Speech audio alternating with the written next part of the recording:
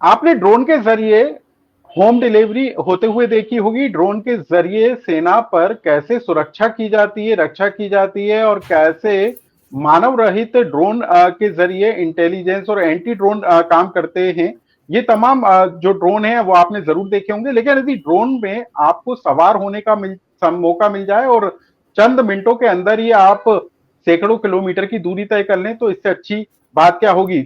मध्य प्रदेश के ग्वालियर के सिंधिया स्कूल के 16 साल के मेदांश ने एक ऐसा ड्रोन तैयार किया है जिसमें इंसान सवार हो सकता है। और सबसे बड़ी बात है कि इस ड्रोन की कीमत लगभग 3.5 लाख रुपए रही है, जिसमें ड्रोन बनकर तैयार हो गया और खुद इंसान उस पर सवार होकर रफ्तार भर सकता है। मेदांश हमारे साथ तो जुड़े हैं, हम उन्हीं से जानेंगे। मेदांश, कैसे ये विचार आया कि आप ड्रोन बनाए? 16 साल की उम्र है, कहां से तकनीक आपने इजाद की और कैसे ये ड्रोन तैयार कर लिया? नमस्कार सर। मैं जब 7वीं कक्षा में था तब तब से मैं ये सब ड्रोन और हवाई जहाज़ बनाता आ रहा हूँ। और 8वीं कक्षा में जब मैं था तब कोरोना आ गया, तो कोरोना के दौरान मैं काफ़ी चीज़ें सीखी। और कोरोना के दौरान मैं ड्रोन बनाना सीख ही रहा था, यूट्यूब पे ड्रोन का काम कैसे करता है ये देख रहा था। और यूट्यूब की फीड में आया चाइना की एयर टैक्सी। और चाइना ने उस टाइम एक अपनी एयर टैक्सी बनाई थी, तब डेवलपमेंट स्टेज में थी। तो मैंने उस वीडियो पे क्लिक किया तो देखा चाइना ने 4 सीटर एक एयर टैक्सी बनाई है। काफ़ी महंगी भी थी वो, 20 मिनट का फ्लाइट टाइम था। तो मुझे लगा कि इंडिया की पहली made in India air taxi बनाते हैं, एयर टैक्सी, एयर कार्ड जो आप कहना चाहें। तो उस दिन से 8वीं कक्षा से मैंने इस चीज़ पे रिसर्च और डेवलपमेंट स्टार्ट करी। और 12वीं कक्षा में आके अप्रैल 2024 में मैंने सारा सामान एकजुट करा और स्किल्स मेरे पास आ ही गए थे बनाने के।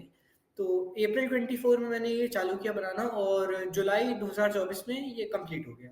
तो कितनी लागत आई इसको और कितना समय लगा इसको बनाने के लिए? सर ये दुनिया का सबसे सस्ता एयर टैक्सी है, एयर टैक्सी एयर कार है, जिसमें आप बैठ के उड़ सकते हैं। ये इसकी कीमत करीबन 3.5 लाख है। और इसको बनाने में मुझे, अगर 8वीं कक्षा से गिना जाए तो 5 साल, डेवलप मतलब इसकी रिसर्च और डेवलपमेंट में 4 साल और बनाने में 3 महीने। तो कोई हेल्प भी आपको, टेक्निकली सपोर्ट कहीं से मिला, या सिर्फ आपने वीडियोस देखकर ही इसको पूरा इजाद कर लिया? कोई टेक्निकल नहीं सपोर्ट भी सर। आपके पास था? जी सर, मेरे पास टेक्निकल सपोर्ट भी काफ़ी था। मेरे एक हिंदी के शिक्षक हैं श्री मनोज मिश्रा जी, सिंधिया स्कूल में पढ़ाते हैं वो। जब मैं 7वीं कक्षा में था तो वो एक दिन मेरी क्लास में आए और हवाई जहाज़ के बारे में बताना उन्होंने चालू किया कि हवाई जहाज़ कैसे उड़ते हैं, कैसे काम करते हैं। तो उस दिन से मुझे बड़ा अच्छा लगा कि इतना सिंपल कॉन्सेप्ट है और हज़ारों टन हवा में उठा लेता है। तो उस दिन से मेरे दिमाग में बैठ गई है हवाई जहाज़ और ड्रोन्स की बात, और तब से मैंने ये सब बनाना चालू किया। और मेरे सीखने की हाँ बोलिए। सीखने की जो बात है सर, एक हमारे यहाँ जहाँ पे नीचे एक ग्वालियर में इलेक्ट्रॉनिक्स की शॉप है, वहाँ पे मेरे एक सर बैठते हैं, श्री सुमित अग्रवाल। उन्होंने भी काफ़ी रोबोटिक्स सिखाई मेरे को। और फिर रोबोटिक्स से जो एरोनॉटिकल का जो ट्रांजिशन था वो मैंने खुद ही किया। मेरांश, हमने देखा कि आपने खुद उसमें सवार होकर जो है उड़ान भरी है। तो कितना सुरक्षित है ये? सुरक्षा के लिहाज से कितना अहम माने हम कि ये कितना सुरक्षा के लिहाज से कितना महत्वपूर्ण है कि आप पूरी तरीके से सुरक्षित हैं? क्या क्या इक्विपमेंट आपने इसमें इस्तेमाल किए, यानी कितने हैवी मोटर इसमें इस्तेमाल की गई हो, किस तरीके के पार्ट्स इसमें इस्तेमाल किए गए होंगे? सुरक्षा के लिहाज से ये कितना सुरक्षित माने इसको हम? देखिए सर, अभी तो ये पहला कदम है आगे बढ़ने का। हम्म। अभी सुरक्षा के लिए मैं इसमें पूरी कैनोपी ऐड करना चाह रहा था कि पूरा जो पायलट है वो ढक जाए, ताकि अगर ब्लेड टूटे भी कहीं से तो पायलट को चोट ना लगे। पैराशूट भी ऐड करना चाह रहा हूँ मैं। पर यही है ना कि इतने टाइट बजट में इसको मैंने बनाया, क्योंकि इसका पूरा घर मैंने मेरे माता-पिता ने दिया है, तो काफ़ी टाइट बजट में इसको बनाया है। और इसको आगे बढ़ाने के लिए बहुत सेव करना भी बाकी है, बहुत अभी काम इस पे बाकी है। एक पैराशूट लगाना है, कैनोपी बनानी है। और सेफ्टी के तौर पे जा तो ये 4 किलोमीटर ऊपर सकता है, ऊपर। हम्म। पर ओके। वही सेफ्टी की वजह से मैं 10 मीटर ऊपर ले जाता हूँ, बैठ के। अच्छा, और रफ्तार, यानी रफ्तार किस तरह की है इसकी स्पीड? रफ्तार सर 60 से 80 किलोमीटर प्रति घंटा भी जा सकता है ये, पर वही सेफ्टी की वजह से मैं 30-40 के ऊपर कभी नहीं ले जाता। हम्म।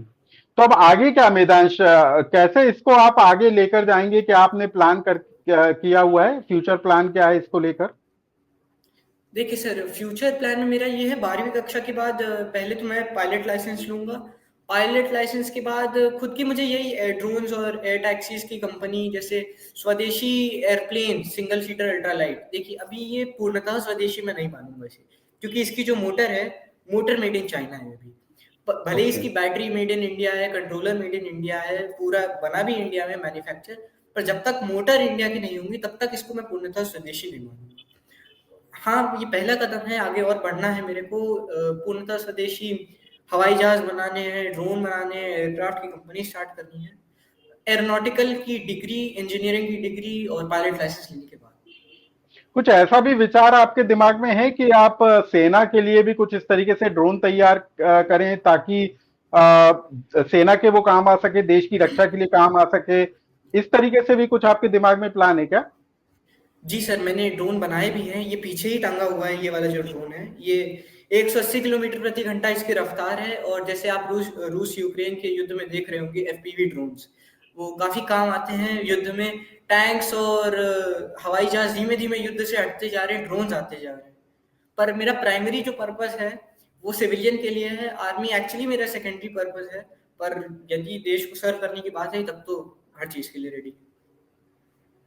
चलिए मृदांश, आप ने एक नया इनोवेशन किया है, एक नया प्रयोग किया है, ताकि लोगों को प्रेरणा मिले कि किस तरीके से आप जो है ड्रोन पर सवार होकर भी, और वो भी make in India, made in India की जो बात हो रही है, उसको पूर्ण तरीके से स्वदेशी बनाने की तरफ भी मैदांश काम कर रहे हैं। सुरक्षा के लिहाज से वो कितना सही होगा, इसको लेकर भी वो काम करते हुए नजर आ रहे हैं। लेकिन ये एक अच्छी बात है कि ग्वालियर जैसे शहर से एक स्कूली छात्र के द्वारा जो ड्रोन तैयार किया गया है, उस पर इंसान सवार हो सकता है। इसमें आने वाले दिनों में और क्या नया इनोवेशन होगा वो भी देखना हमको होगा। लेकिन ये नई पीढ़ी के लिए एक अच्छी प्रेरणा वाली खबर इसको जरूर कहा जा सकता है कि कैसे आप किसी भी एक सेक्टर में, यदि आप उसकी तरफ अपना रुझान बढ़ाते हैं, तो उस क्षेत्र में आगे बढ़ते हैं, तो निश्चित तौर पर कामयाबी आपको हासिल हो सकती है।